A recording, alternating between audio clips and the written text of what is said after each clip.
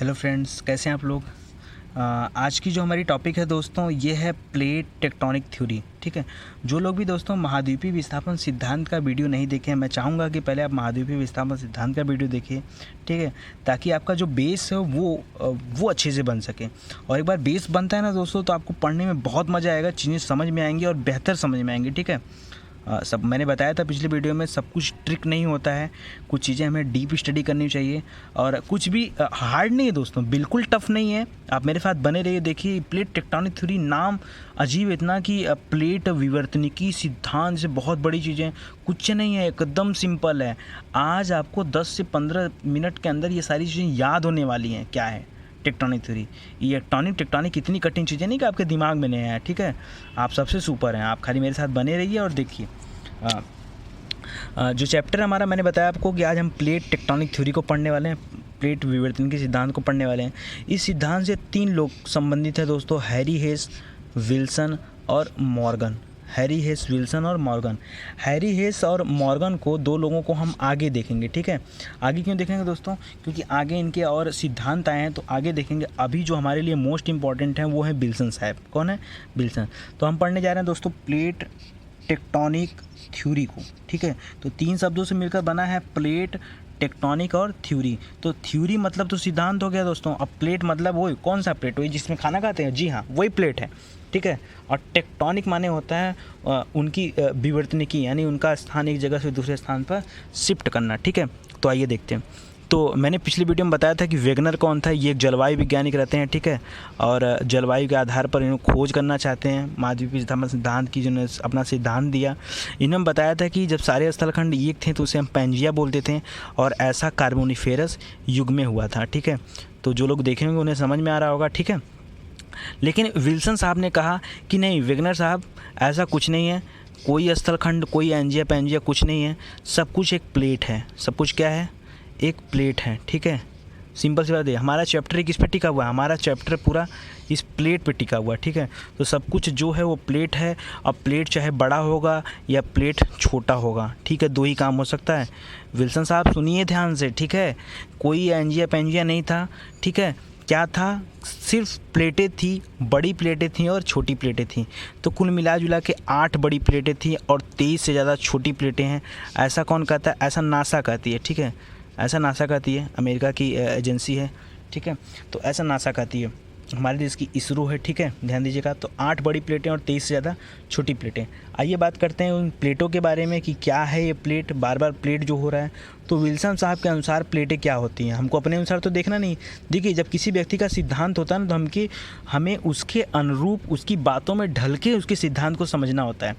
हम अपना दिमाग नहीं लगा सकते हैं। ठीक है, वो जो कहना चाहता है हम उस चीज़ को समझने का प्रयास करेंगे। ठीक है, तो क्योंकि वो सिद्धांत दे रहा है, तो सिद्धांत हम तभी समझ सकते हैं जब हम उसकी बातों को समझें। तो विल्सन साहब के दिमाग में क्या चीज़ है? विल्सन साहब कह रहे हैं कि जो ठोस स्थलखंड है ना, वो जितने भागों में बटा हुआ, विभाजित हुआ है, जितने टुकड़े हैं उसके, वही क्या कहलाते हैं? प्लेट है। यानी जो ठोस है वही क्या है? प्लेट है। जैसे भारत भी एक प्लेट है। भारत एक ठोस पे स्थित है कि नहीं? प्लेट है। मेडागास्कर एक प्लेट है, श्रीलंका एक प्लेट है, अंडमान निकोबार ये सब छोटी छोटी प्लेटें हैं, मालदीव वगैरह लक्षद्वीप की छोटी छोटी प्लेटें हैं। बड़ी प्लेटों में अफ्रीका प्लेट हो गया, दक्षिण अमेरिका, उत्तरी अमेरिका, ऑस्ट्रेलिया, ये सभी प्लेट हो गए। तो ये प्लेट हैं। ठीक है, ऐसा कौन कह रहा है? विल्सन साहब कह रहे हैं। तो प्लेटें बड़ी या छोटी हो सकती हैं। ठीक है, समझ गए। नासा के अनुसार, नासा क्या कहता है? किस प्लेटों को बड़ा कहता है, किसको छोटा कहता है? तो 8 बड़ी प्लेटों में देखिए कि अमेरिकन की प्लेटें, अफ्रीकन की प्लेटें, अंटार्कटिकन प्लेटें, यूरेशियन प्लेटें, इंडियन प्लेटें और ऑस्ट्रेलियन प्लेटें, ये बड़ी प्लेटों में आती हैं। ठीक है ना, तो ये बड़ी प्लेटों में। और छोटी प्लेटों की बात करें तो जैसे मेडागास्कर हो गया। ठीक है, ये देखिए, आप ध्यान दीजिए, ये मेडागास्कर हो गया। मूवी देखा हम लोगों को मेडागास्कर, ठीक है ना, बहुत अच्छी मूवी है एनिमेशन में। मेडागास्कर हो गया, इंडोनेशिया हो गया, कैरेबियन द्वीप समूह हो गए, अरेबियन द्वीप हो गए, जापान हो गया। ये सब क्या है? देखिए, जापान भी छोटी प्लेट का उदाहरण। ठीक है ना, ये सब छोटी छोटी। इसके अलावा अंडमान निकोबार लक्षद्वीप, ये सब भी क्या छोटी छोटी प्लेटें हैं। ठीक है, तो प्लेटें बड़ी या छोटी हो सकती हैं। ऐसा कौन कह रहा है? विल्सन साहब कह रहे हैं। आइए देखते हैं। अब चैप्टर हम शुरू करते हैं यहाँ से। ठीक है, तो विल्सन साहब ने कहा कि देखिए, जो प्लेटें होती हैं ना, उसमें गति होती है। क्या होती है दोस्तों? हम पढ़ रहे हैं प्लेट टेक्टोनिक थ्योरी, और टेक्टोनिक का मतलब ही होता है प्लेटों का एक स्थान से दूसरे स्थान पर जाना, ठीक है। तो ये जो प्लेटें हैं, प्लेटों में गति होती है। हम क्यों माने कि प्लेटों में गति होती है, और यदि मान भी जाएँ तो फिर ये हमें नहीं समझ में आता कि कैसी गति, ये रटिए मत, कुछ मत रटिए आप, ठीक है। कैसी गति होती है ये कैसे मान जाएं। तो देखिए जो प्लेटें होती हैं ना, विल्सन साहब का कहना था कि जो प्लेटें होती हैं यहाँ 3 टाइप की गति होती है, 3 प्रकार की गति होती है। पहला अभिसारी गति, दूसरा अपसारी गति, तीसरा समानांतर गति। दोस्तों आप बिल्कुल हैरान मत हुई, आपको ऐसा याद हो जाएगा ना, पूरा लाइफ टाइम नहीं भूलेंगे आप यार, मैं बता रहा हूँ। कॉन्फिडेंस है पढ़ाने का और आपको भी कॉन्फिडेंस है पढ़ने का, ठीक है। और जब पढ़ने पढ़ाने वाले जो चाह जाएँ तो सब कुछ हो सकता है। अभिसारी गति, अपसारी गति और समानांतर गति, ठीक है। आइए बात करते हैं। तो देखिए सबसे पहले मैं लेके चलता हूँ अभिसारी गति को, ठीक है। यहाँ पे क्या होता है दोस्तों कि कम से कम 2 प्लेटों की आवश्यकता होती है, 2 प्लेटों की आवश्यकता होती है। इधर देखिए, ये यहाँ पे मैंने फिगर बनाई, ये एक प्लेट इधर है, एक प्लेट इधर है। अभिसारी मतलब होता है, देखो यहाँ पे दोस्तों एक वर्ड हमें मिल रहा है, अभी मतलब अभिनंदन करना, अभी मतलब अभिनंदन करना। अभिनंदन कैसे आप किसी का करते हो? अभिनंदन करते हो जब 2 लोग आपने सामने आते हैं, एक दूसरे के आसपास आते हैं, तभी तो अभिनंदन होगा, ठीक है। तो अभिसारी गति में क्या होती है? अभिसारी गति में ये दोनों प्लेटें एक दूसरे के पास आएंगी, ठीक है। तो अभिसारी गति में यानी दोनों प्लेटें एक दूसरे की तरफ आती हैं। समझ में आ गया दोस्तों? अभिनंदन करना, अभिसारी गति। तो अब देखिए, लेकिन प्लेटें एक बराबर तो होंगी नहीं, 2 प्लेटें क्या, अच्छा भारत की प्लेट मेडागास्कर बराबर हो जाएगी? बटखरा थोड़ा है कि बराबर हो जाएगी। तो प्लेटें क्या होंगी? प्लेटें भारी या हल्की होंगी। देखिए बड़ी छोटी तो होंगी अपनी जगह है, इसके अलावा भारी और हल्की प्लेटें भी तो होंगी। कौन सी चीज़ भारी है, कौन सी हल्की प्लेट है, ठीक है। जैसे ये है कलम और ये है कलम, तो भारी और हल्की तो होंगी ना, ठीक है। तो भारी और हल्की प्लेटें होंगी। तो एक बात आप हमें बता दो, जो प्लेट भारी होगी वो नीचे जाएगी या जो हल्की होगी वो नीचे जाएगी? रटिए मत कुछ, आप समझते चलिए। तो जो भारी प्लेट होगी वो नीचे की तरफ दब जाएगी क्योंकि वजन ज़्यादा है ना, और जो हल्की वाली होगी वो लड़ के क्या हो जाएगी, ऊपर उठ जाएगी। समझिए बात को, ठीक है। भारी वाली प्लेट जैसे ही नीचे जाएगी ये ज़मीन में अंदर चली जाएगी, ठीक है। तो वहाँ क्या है, पृथ्वी का गर्भ जो है गर्म है, ठीक है, और वहाँ पर टेम्परेचर बहुत ज़्यादा है। तो क्या टेम्परेचर ज़्यादा होने के कारण ये प्लेटें मतलब क्या हो जाएंगे, पिघल जाएंगी, क्षति हो जाएगी प्लेटों की। जी हाँ, यानी प्लेटों का विनाश हो जाएगा, यानी प्लेटें पिघल जाएंगी, ठीक है। कुछ भी याद मत करिए, समझते चलिए खाली बातों को। अभिसारी गति में कम से कम 2 प्लेटें होती हैं, कम से कम 2 प्लेटें होती हैं। प्लेटें भारी या हल्की हो सकती हैं। जब प्लेटें एक दूसरे के पास आती हैं तो भारी प्लेटें नीचे हो जाती हैं, हल्की प्लेटें ऊपर की तरफ चली जाती हैं। नीचे वाली प्लेट पृथ्वी के गर्भ में जाने के कारण, पृथ्वी का टेम्परेचर ज़्यादा होने के कारण प्लेटें वहाँ पिघल जाती हैं और प्लेटों का विनाश हो जाता है। यानी जब जब अभिसारी गति होगी प्लेटों के बीच में, तब तब प्लेटों का विनाश होगा, ठीक है। ये वाला टॉपिक था अंतर का, प्लेटों का अंतर, ठीक है। ये से पास आ रहे हैं, ये अंतर है। फिर ये चौथे नंबर पे क्या होगा दोस्तों, जब ये पिघल जाएगा नीचे का हैं, तो पिघलने के बाद इसी को हम क्या बोलते हैं, यही मैग्मा हो जाता है। यही क्या हो जाता है, यही क्या कहलाता है, मैग्मा कहलाता है। और ये मैग्मा पिघलने के बाद बाहर निकलना चाहेगा, और बाहर निकलना चाहेगा तो एक तो इसको सपोर्ट मिल जाएगा कि ऊपर की प्लेट हल्की है तो तोड़ सकता है। यदि नहीं तोड़ पाया तब तो झटका देगा, और झटका देगा तो क्या आएगा, भूकंप आएगा। और यदि तोड़ दिया तो यहाँ पे क्या हो जाएंगे, ज्वालामुखी हो जाएंगे, ठीक है। तो यानी क्या होता है, देखिए ध्यान से आप, तो यहाँ पे बनेगा ज्वालामुखी शंकु। शंकु कुछ नहीं दोस्तों, शंकु माने इस तरह का आकार बनता है, यही शंकु है, ये शंकु हो गया, ठीक है। तो ज्वालामुखी शंकु का निर्माण होगा कि नहीं निर्माण, ठीक है। क्यों हो रहा है, प्लेटों के पिघलने का। क्यों प्लेटें पिघल रही हैं, क्योंकि भारी वाली प्लेट नीचे चली गई है, ठीक है। आइए कुछ चीज़ें देखते हैं। अभिसारी गति होने की वजह से हमारे स्थल खंड पर क्या क्या चेंजेस हुए हैं। अभिसारी गति होने के कारण हमारे स्थल खंड पे वलित पर्वत का निर्माण हुआ। वलित माने क्या हुआ, वलित को बोलते हैं दोस्तों फोल्ड। वलित माने क्या होता है दोस्तों, फोल्ड। तो फोल्डेड माउंटेन, वलित पर्वत को क्या बोल देते हैं हम, फोल्डेड माउंटेन बोल देते हैं, ठीक है दोस्तों। वलित पर्वत, देखिए 2 चीज़ें एक पास आ रही है ना, एक नीचे जा रही है दूसरी ऊपर आ रही है, ठीक है। तो ये कुछ इस तरह से आकार बना, देखिए पर्वत जैसा नहीं दिख रहा है आपको, देखिए ये पर्वत जैसा है कि नहीं, ये वाला पार्ट, ठीक है, पर्वत जैसा है, ठीक है। ये वाला देखिए, ये मैं से हिंट कर दे रहा हूँ, ये वाला पार्ट, ये कुछ पर्वत जैसा दिख रहा है, ठीक है। तो यही होता है फोल्डेड माउंटेन। यानी जब प्लेटों के बीच में अभिसारी गति होती है तो वलित पर्वत का निर्माण होगा। क्या प्लेटों का विनाश होगा, और बहुत अच्छी तरह पढ़ ली है, नीचे जाएगा प्लेटों का विनाश होगा। क्या ज्वालामुखी क्रिया बनेगी, जी हाँ, ज्वालामुखी भी आएगा। क्या अगर ज्वालामुखी नहीं हो पाया तो क्या भूकंप आएगा? जी हाँ, अगर ज्वालामुखी प्लेटें हल्की का मीन्स ये है कि मान लीजिए अगर तोड़ने की कैपेसिटी होगी उसकी मैग्मा की तो तोड़ देगा, नहीं तोड़ने की कैपेसिटी होगी तो सिर्फ भूकंप आएगा। ठीक है दोस्तों, तो देखिए अगर भूकंप आता है तो भूकंप के दौरान क्या होगा? अगर भूकंप आएगा दोस्तों तो कुछ पदार्थ बाहर निकलेंगे पृथ्वी से। ठीक है, जैसे कुछ खनिज पदार्थ बाहर आएंगे, पृथ्वी के अंदर का जो खनिज पदार्थ वो बाहर आएगा ज्वालामुखी के द्वारा, राख बाहर आएंगे, कंकड़ पत्थर बाहर आएंगे, गैस बाहर आएंगे, लावा बाहर आएगी और जल वाष्प। देखिए दोस्तों, लावा और मैग्मा में अंतर क्या होता है, मैं जब भी किसी को पढ़ाता हूँ तो लावा मैग्मा पे 2 मिनट रुकना चाहता हूँ। ठीक है, क्योंकि ये थोड़ी सी अलग है। देखिए जब पृथ्वी के अंदर रहते हैं ना पदार्थ तो वो मैग्मा कहलाते हैं, और जैसे बाहर निकलते तो ये ग से गैस होता है, ये जो ग है ना वो गैस है, तो ये गैस क्या हो जाता है वातावरण में उड़ जाता है। ठीक है, इसके उड़ने के बाद क्या बचता है? लावा। यानी जब तक पृथ्वी के गर्भ में कोई चीज़ है तब तक मैग्मा, लावा अंदर नहीं होता है पृथ्वी के, जब तक गर्भ के अंदर है तब तक मैग्मा, जब लावा तब होता है जब वो पृथ्वी की सतह पर आ जाता है, बाहर आ जाता है। क्यों? क्योंकि जो गैसें होती हैं वो क्या हो जाती हैं, हवा में विलीन हो जाती हैं, उड़ जाती हैं, तो गैसें उड़ जाती हैं तो बच क्या जाता है? लावा। ठीक है दोस्तों, आइए तो और चीज़ें समझते हैं। तो अब मुझे लगता है कि आपको ये समझ में आ गया होगा कि नहीं अभिसारी गति क्या होती है, भूलेंगे कभी? अभिसारी माने अभिनंदन करना। तो अच्छा देखिए, आइए ज्वालामुखी को थोड़ा सा देख लेते हैं हल्का सा। ज्वालामुखी का एक वीडियो मैं अलग से बनाऊंगा जिसमें खाली ज्वालामुखी पढ़ेंगे, भूकंप का एक अलग वीडियो होगा, ठीक है, पर्वत का एक अलग वीडियो होगा, नदी का अलग होगा, तो डिटेल में लेकिन पढ़ेंगे। ठीक है, वो ट्रिक विक वाला काम मुझे पसंद नहीं होता दोस्तों। ट्रिक भी मैं पढ़ाऊँगा आपको, शॉर्टकट में चीज़ें याद कराने की कोशिश करूँगा कि सारी नदियाँ एक ट्रिक में हो जाएँ, वो मैं बताऊँगा, लेकिन कब? एक बार डिटेल में पढ़ने के बाद। ठीक है, तो आप ज़रूर देखिए मेरा वीडियो। ठीक है, लाइक कमेंट शेयर सब देते रहिए। ठीक है, दिल से दुआ भी दीजिए कि वीडियो खूब चले। ठीक है, मेन चीज़ है आप लोग सीखें। ठीक है, वीडियो चले ना चले उससे मुझे नहीं लेना देना है, मैं आप लोगों को सिखाने के लिए पढ़ा रहा हूँ, मेरा और कोई उद्देश्य नहीं है। ठीक है, तो आइए देखते हैं। तो देखिए दोस्तों, जो ज्वालामुखी बन रहा है ना, देखिए ये शंकु को कुछ वर्ड नहीं है। शंकु मैंने बताया ना कि ये शंकु के आकार का बन जाता है, इसलिए शंकु बोलते हैं। तो एक शंकु बनता है सिंडर शंकु। दोस्तों सिंडर मीन्स होता है राख, सिंडर मीन्स होता है क्या? राख। सिंडर को इंग्लिश में क्या बोलते हैं? राख। तो यहाँ पे राख का योगदान सबसे ज़्यादा होता है, इसलिए इस शंकु का नाम ही रख दिया गया है सिंडर शंकु। मतलब कि जैसे मान लीजिए 2 प्लेटें आ रही हैं एक दूसरे के पास, जैसे एक प्लेट इधर आ रही है और एक प्लेट इधर आ रही हो। ठीक है, तो जैसे ही दोनों में टकराहट, मतलब एक नीचे जाएगी भारी वाली, हल्की वाली ऊपर आएगी, जब मैग्मा बनेगा, जब बाहर आना चाहेगा तो मैग्मा लावा जो निकल रहा है उस लावा के थ्रू यदि खाली राख निकल रही बाहर, क्या निकल रही है?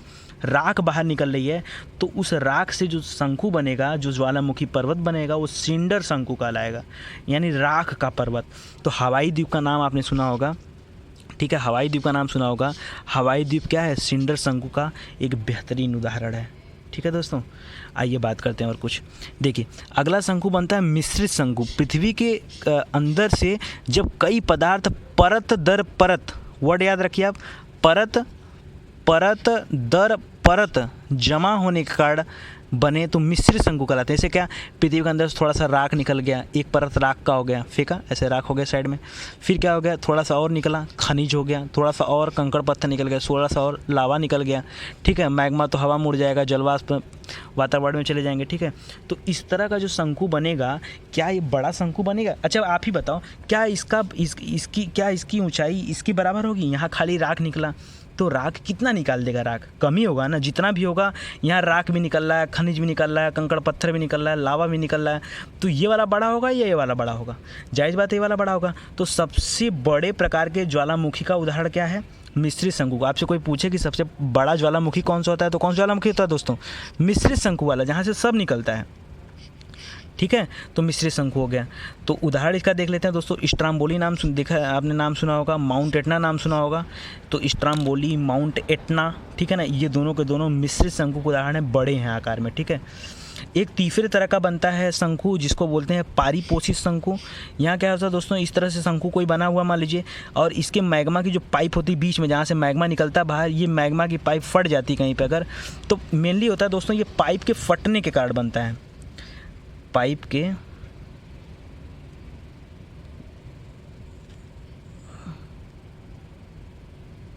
ठीक है दोस्तों, ये पाइप के फटने के कारण बनता है, ठीक है। और जैसे पाइप फटेगा तो बगल से एक शंकु जैसा इधर बन जाएगा साइड में। तो कहा जाता है कि पारिपोषित है। पारिपोषित, पारी माने दूसरे के ऊपर, पोषित माने पोसा जाने वाला, यानी ये वाला जो है ना, ये किसी दूसरे शंकु के ऊपर इसका पालन पोषण हो रहा है कि नहीं, इसका अपना आधार तो है नहीं, ये किसके ऊपर बना हुआ है, एक दूसरे शंकु को, इसीलिए इसका नाम क्या पड़ गया दोस्तों, पारिपोषित शंकु। तो देखिए दोस्तों, ये उत्तरी अमेरिका का एक नक्शा बनाया मैं, ठीक है। और यहाँ पे राकी पर्वत है, तो राकी पर्वत के बगल में एक जगह है दोस्तों शास्ता। तो शास्ता मतलब वो है, शास्ता का पारिपोषित शंकु शास्तिना है। नाम क्या है दोस्तों, शास्तिना, और जगह का नाम क्या है, शास्ता, ठीक है ना। तो आप एक ध्यान दीजिएगा। आइए कुछ चीज़ें और देखते हैं हम कि ज्वालामुखी विस्फोट के बाद जो लावा होता है वो जब सतह पर ठंडा होता है, ठीक है, तो उसी से किसका निर्माण होता है, शंकु का निर्माण होता है। शंकु तुरंत तो बन नहीं जाएगा, ज्वालामुखी विस्फोट हुआ, लावा बाहर आया तो तुरंत, लावा तो बहुत ज़्यादा गर्म होता है ना, तो वो तुरंत तो बन नहीं जाएगा। जब वो धीरे धीरे ठंडा होगा तब इस तरह के शंकु का निर्माण होता है। जब शंकु का निर्माण केवल राख के जमा होने के कारण होता है तब उसे हम क्या बोलते हैं दोस्तों, सिंडर शंकु बोलते हैं, हम पढ़ चुके हैं। और जब मैग्मा पाइप फटने के कारण होता है तो क्या होता है, पारिपोषित शंकु, क्योंकि उनका पालन पोषण किसी दूसरे शंकु के ऊपर होगा। और जब ढेर सारे पदार्थ पृथ्वी के अंदर से निकले, जैसे लावा, राख, कंकड़, पत्थर, ठीक है, जलवाष्प, मैग्मा, ठीक है, खनिज वगैरह सब के सब बाहर निकलते हैं, तो उनके जमा होने क्या बनता है दोस्तों, मिश्रित शंकु बनता है, ठीक है।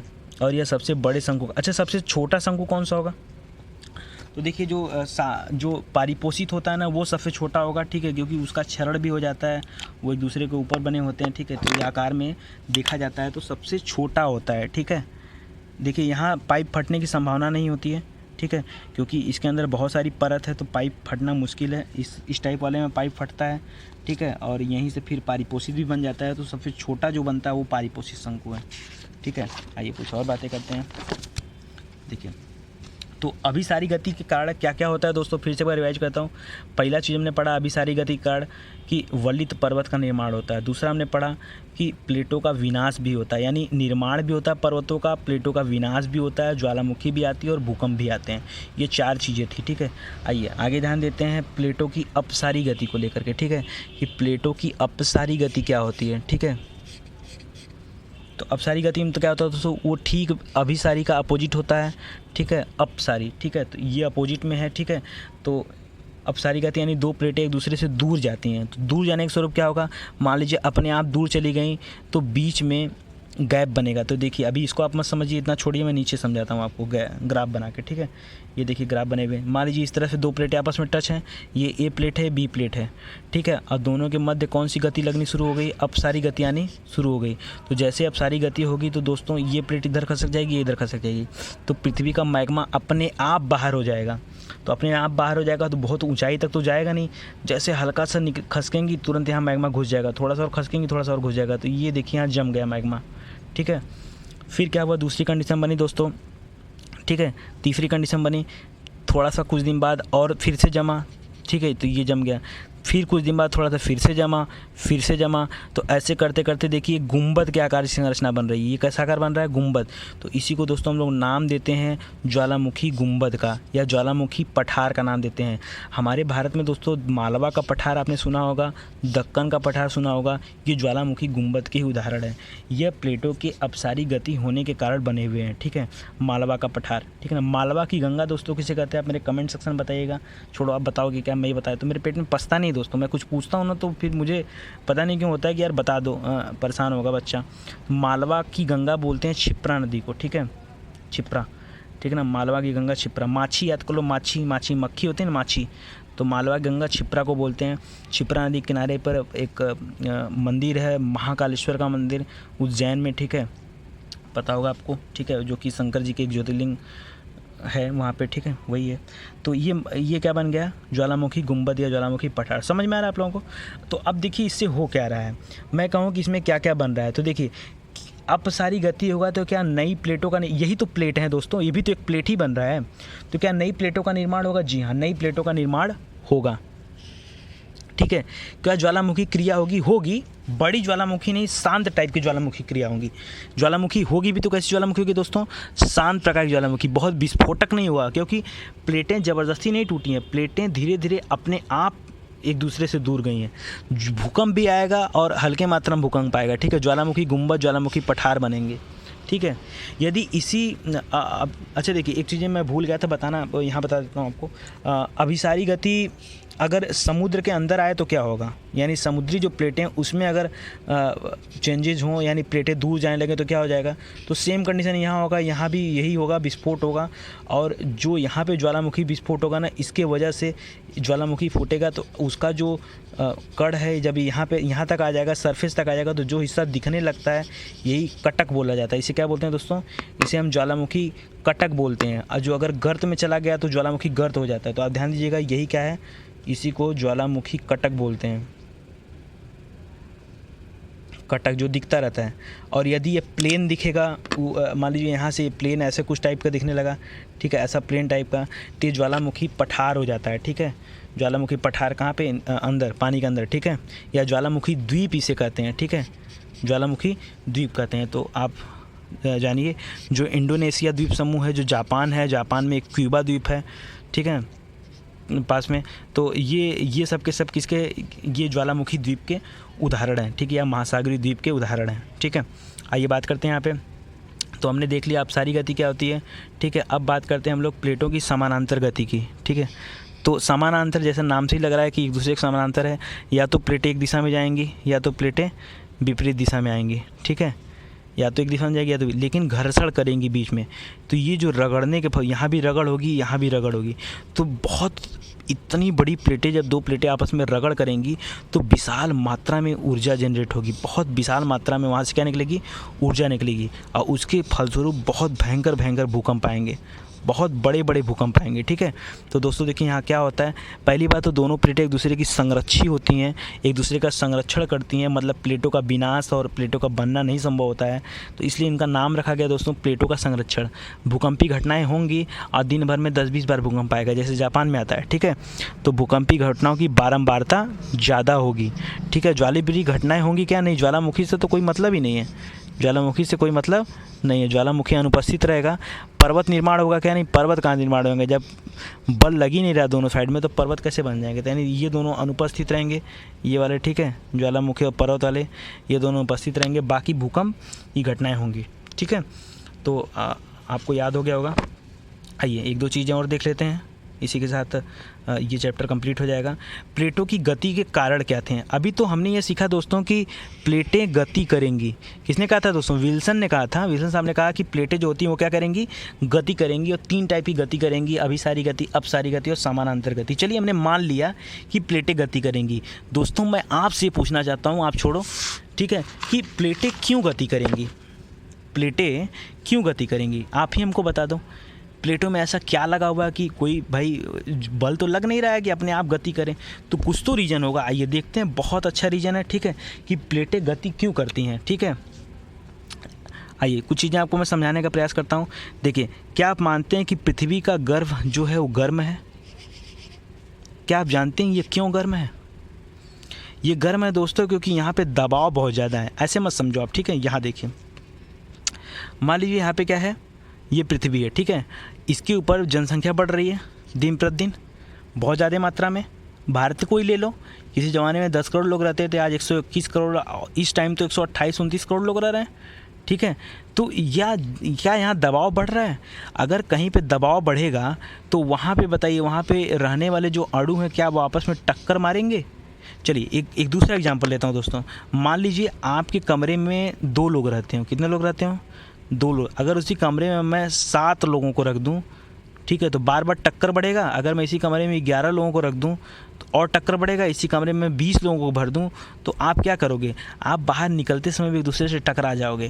तो टक्कर होगा, टक्कर जितना ज़्यादा होगा, देखिए दबाव बढ़ रहा है ना, दबाव बढ़ेगा तो टक्कर होगा, टक्कर ज़्यादा होगा तो घर्षण ज़्यादा होगा, ठीक है ना। एक दूसरे से घर्षण करेंगे और घर्षण की वजह से वहाँ पे टेम्परेचर ज़्यादा। आप ही बताओ, एक कमरे में 20 लोगों को रख दूंगा तो टेम्परेचर ज़्यादा नहीं हो जाएगा?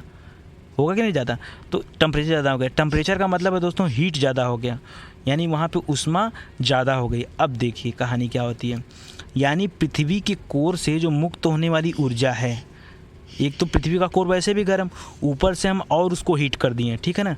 तो उसके कोर से जो ऊर्जा मुक्त हो रही है वो बहुत ज़्यादा मात्रा में रिलीज हो रही है ऊर्जा। तो होता क्या दोस्तों कि जो पृथ्वी का आंतरिक भाग है ना, वहाँ पे रेडियो सक्रिय पदार्थ होते हैं, ठीक है ना।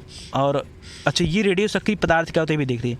देखिए, रेडियो एक्टिव पदार्थों का नाम आपने सुना होगा, ठीक है, जैसे यूरेनियम है, थोरियम है, कैडमियम है। तो होता क्या है रेडियो एक्टिव पदार्थ? ये देखिए मैं बताता हूँ आपको। देखिए, क्या आपको पता है कि पृथ्वी के अंदर कोई ना कोई ऐसा पदार्थ होगा, अगर पृथ्वी की ऊष्मा इतनी ज़्यादा हो रही तो ये तो ब्लास्ट कर जाएगी पूरी पृथ्वी पल भर में फट जाएगी दबाव के कारण, अगर इस तरह से होता रहा तो, हीट बढ़ता रहा तो।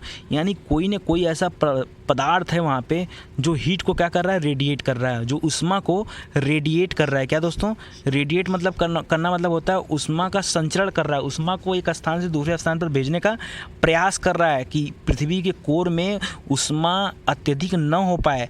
यानी वो क्या कर रहा है, ऊष्मा को रेडिएट कर रहा है। अच्छा बताओ, जो पदार्थ ऊष्मा को रेडिएट करेगा वो एक्टिव पदार्थ होगा या डीएक्टिव होगा, सक्रिय होगा या निष्क्रिय होगा? सक्रिय पदार्थ होगा ना। तो इसी से तो बन गया रेडियो एक्टिव पदार्थ। यही क्या है, रेडियो एक्टिव पदार्थ, यानी जो ऊष्मा को रेडिएट करता हो, जो रेडिएट करता हो वही क्या है, रेडियो एक्टिव पदार्थ है। ठीक है, तो कौन रेडिएट करता है, यूरेनियम, थोरियम, कैडमियम। आदमी क्या कर रहा है, आदमी खनन शुरू कर दिया शौक के, ठीक है। यूरेनियम का क्या काम आ पड़ा है उसे, यूरेनियम का, थोरियम का थोड़ा सा कम। अब वो बताइए, पृथ्वी के गर्भ से यूरेनियम, थोरियम और कैडमियम निकाल लेगा तो पृथ्वी अपने ऊष्मा को कैसे रेडिएट करेगी? और अगर पृथ्वी अपने ऊष्मा को नहीं रेडिएट कर पाई, इसका मतलब है पृथ्वी का आने वाले समय में प्रलय आना तय है। ठीक है, कंफर्म है कि पृथ्वी ब्लास्ट कर जाएगी। उसके अंदर जो भी रेडियो एक्टिव पदार्थ है उसको तो आदमी यूटिलाइज कर ले रहा है अपने काम में, ठीक है। तो फिर पृथ्वी अपने ऊष्मा को कैसे रेडिएट करे, नहीं कर पाएगी, ठीक है। आइए देखते हैं फिर क्या होता है। तो दोस्तों, ये मान लीजिए मैंने एक फिगर ड्रा किया यहाँ पे, ठीक है। ये मान लीजिए यहाँ पे पृथ्वी का हॉट स्पॉट पॉइंट है। हॉट स्पॉट दोस्तों क्या होता है, हॉट स्पॉट माने वह स्थान जहाँ पर पृथ्वी का जो ऊष्मा है वो सबसे ज़्यादा हो, जो हीट था वो ज़्यादा हो। यानी वह स्थान पृथ्वी के आंतरिक भाग में जहाँ दबाव बहुत ज़्यादा हो तथा रेडियो सक्रिय पदार्थ की उपस्थिति में मुक्त होने वाली ऊर्जा का तापमान अधिक हो। यानी जहाँ टेम्परेचर क्या हो, कुल मिला जुला के टेम्परेचर बहुत ज़्यादा हो। ये देखिए, ठीक है, आपको ये देखिए, ठीक है, जहाँ पे टेम्परेचर बहुत ज़्यादा हो। तो हॉट स्पॉट वही जगह होती है जहाँ टेम्परेचर बहुत ज़्यादा होता है, क्योंकि वहाँ दबाव ज़्यादा होता है, वहीं पे रेडियो सक्रिय पदार्थ भी पाए जाते हैं, ठीक है। और जब ये टेम्परेचर ज़्यादा होता है तो यहाँ से जो ऊर्जा जनरेट होती है तो वहाँ से एक तरंग निकलती है, जिन तरंगों को दोस्तों बोलते हैं संवहन तरंगे। क्या बोलते हैं दोस्तों, संवहन तरंगे। यही संवहन तरंगे आके पृथ्वी की इन प्लेटों से टकराती हैं नीचे, तो भूकंप का रूप लेती हैं, ठीक है। नहीं भी भूकंप लेती तो हल्के से टकरा के और जगह नहीं मिलने के कारण ये प्लेटें ये तरंगे मुड़ जाती हैं, ठीक है ना। और जब मुड़ती हैं तो वे इनको प्रभावित करती हैं और इनको आगे जाने को प्रेरित करती हैं। इधर वाली इधर को प्रेरित करेगी, इधर वाली इधर को प्रेरित करेगी, ठीक है। तो इसी कारण प्लेटों का संचरण होता है, मतलब प्लेटों में गति आती है, ठीक है। यानी बात करते हैं कि अगर आपसे कोई पूछे कि पृथ्वी की जो प्लेटें हैं, पृथ्वी की सतह पर उपस्थित जो प्लेटें हैं वो किस कारण गति करती है, तो आप बताएंगे दोस्तों संवहन तरंगों के कारण गति करती हैं, ठीक है ना। और यही तरंगे क्या करती हैं, ये हॉट स्पॉट से निकलती हैं, पृथ्वी के तप्त स्थल से निकलती हैं, ठीक है। और वही तरंगे इनको पृथ्वी की गति के लिए, प्लेटों की गति के लिए जिम्मेदार हैं। तो उम्मीद करता हूँ दोस्तों कि आपको अच्छे तरीके से समझ में आ गया होगा प्लेट टेक्टोनिक थ्योरी। तो प्लेट टेक्टोनिक थ्योरी क्या था दोस्तों, कुछ नहीं था। प्लेट टेक्टोनिक थ्योरी में केवल विल्सन जी ने ही बताया कि प्लेटें बड़ी या छोटी होती हैं। नासा ने कहा 8 बड़ी प्लेटें 23 छोटी प्लेटें होती हैं। विल्सन जी ने कहा प्लेटें गति करती हैं, ठीक है। कैसे गति करती हैं, तो अभिसारी, अपसारी और समानांतर गति। अभिसारी गतियों में हम लोग आपने पढ़ा, एक बार रिवाइज कर देता हूँ, ठीक है ना। अभिसारी गतियों में पढ़ा हम लोगों ने कि 2 प्लेटों की आवश्यकता होती है, भारी हल्की होती हैं। और यहाँ प्लेटें जब एक दूसरे के करीब आती हैं तो भारी वाली नीचे चली जाती है, ठीक है, जिसके कारण वो गर्म होकर वहाँ पे फिर क्या करता है, मैग्मा बनता है और फिर ज्वालामुखी क्रियाएँ होती हैं। वलित पर्वत का निर्माण भी होता है, प्लेटों का विनाश भी होता है, ज्वालामुखी भूकंप भी आते हैं, ठीक है। इसके अलावा हम पढ़ा ज्वालामुखी पर्वत के बारे में। तो जो सबसे राख का जो पर्वत होता है वो सिंडर शंकु होता है, जो मिश्रित वाला होता है सबसे बड़ा होता है, क्योंकि यहाँ से सब कुछ निकलता है, राख, खनिज, कंकड़, पत्थर, लोहा भी है, ठीक है ना, लावा वगैरह। स्ट्राम्बोली, माउंट एटना इसको उदाहरण है, ठीक है। इसके बाद हम लोगों ने वहाँ पारिपोषित, पाइप फटने काड़ी पारिपोषित वाला बनता था, ठीक है। इसके बाद हम लोगों ने पढ़ा अपसारी गति को लेकर के, ठीक है। तो अपसारी गति में प्लेटें अपने आप दूर हो जाती, इसके वजह से ज्वालामुखी गुंबद या पठार बनता था, ठीक है। तो नई प्लेटों का निर्माण हो रहा था। प्लेटों का विनाश नहीं होगा दोस्तों, यहाँ ध्यान दीजिएगा। ज्वालामुखी क्रिया होगी लेकिन शांत होगी, भूकंप आएंगे, गुंबद, ज्वालामुखी गुंबद, ज्वालामुखी पठार भी बनेंगे। आगे हम लोगों ने पढ़ा समानांतर गति को, ठीक है। समानांतर गति में हम लोगों ने पढ़ा कि प्लेटों का संरक्षण करती हैं एक दूसरे, और भूकंपी घटनाएं ज़्यादा होती हैं और ज्वालामुखी पर्वत निर्माण अनुपस्थित रहेंगे वहाँ पे, ठीक है। इसके बाद हम लोगों ने पढ़ा पृथ्वी गति क्यों करती है, तो उन्होंने बताया कि पृथ्वी का गर्भ गर्म है क्योंकि दबाव बढ़ रहा है, घर्षण बढ़ रहा है और टेम्परेचर बढ़ रहा है तो हीट बढ़ रहा है। यही जहाँ हीट बढ़ता है वहीं पे रेडियो एक्टिव पदार्थ होते हैं जो उष्मा को रेडिएट करते हैं, ये हॉट स्पॉट कहलाता है। और उन्हीं से जो तरंग निकलती है उसे संवहन तरंगे कहती है। यही संवहन तरंगे पृथ्वी के प्लेटों को गति करने के लिए जिम्मेदार हैं, ठीक है दोस्तों। तो अगर आपको पसंद आया हो तो आप वीडियो को लाइक करिए, कमेंट करिए, शेयर करिए, अपने दोस्तों को बताइए। और प्लीज़ दोस्तों आपका सहयोग अपेक्षित है, प्लीज़ हमारा सहयोग करिए ताकि हम और अच्छी वीडियो बना सकें और आपको और अच्छे तरीके से चीज़ों को समझा सकें, बेहतर ढंग से आपको पढ़ा सकें, ठीक है। बहुत बहुत धन्यवाद आपका जो आपने अपना कीमती समय में दिया।